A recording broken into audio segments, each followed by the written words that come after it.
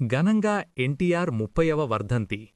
బాపట్ల జిల్లా కారంచేడు మండలం పోతినేనివారిపాలెం గ్రామంలో మాజీ ముఖ్యమంత్రి నందమూరి తారక రామారావు, తెలుగుదేశం పార్టీ వ్యవస్థాపకులు ఆయన వర్ధంతి సందర్భాన్ని పురస్కరించుకుని పోతినేనివారిపాలెంలో ఎన్టీఆర్ విగ్రహాన్ని ఆవిష్కరించడం జరిగింది. ఈ కార్యక్రమం సందర్భంగా విద్యుత్ శాఖ మంత్రి గొట్టిపాటి రవికుమార్ మాట్లాడుతూ, తెలుగువారి జాతి గౌరవాన్ని ప్రపంచ నలుమూలలా చాటిన ఘనత ఒక్క ఎన్టీఆర్కు వర్తిస్తుందన్నారు. ₹2 కిలో బియ్యం ఎన్టీఆర్ పెట్టిన పథకం పేద ప్రజలకు అన్నం పెడుతుంది. తెలుగుదేశం పార్టీ హయాంలో ప్రతి ఒక్క రైతుకీ న్యాయం జరుగుతుందని, ముఖ్యమంత్రి చంద్రబాబు హయాంలో పోలవరం ప్రాజెక్టు నిర్మాణం పూర్తవుతుందని, రైతులందరి పాడి పంటకు నీరందించే దిశగా చంద్రబాబు అహర్నిశలు పనిచేస్తున్నారని అన్నారు. ఈ కార్యక్రమంలో బాపట్ల శాసనసభ్యులు వేగేసిన నరేంద్రవర్మ, పర్చూరు నియోజకవర్గ శాసనసభ్యులు ఏలూరు సాంబశివరావు, అలానే తెలుగుదేశం పార్టీ అభిమానులు, కార్యకర్తలు, ప్రజలు పాల్గొన్నారు. బాపట్ల శాసనసభ్యులు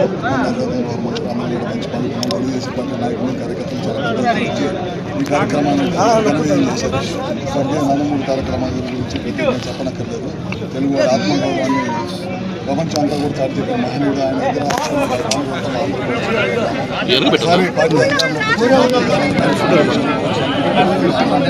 ప్రజల్లో స్ఫూర్తిని గ్రామాల్లో జరుగుతూ ఉంది.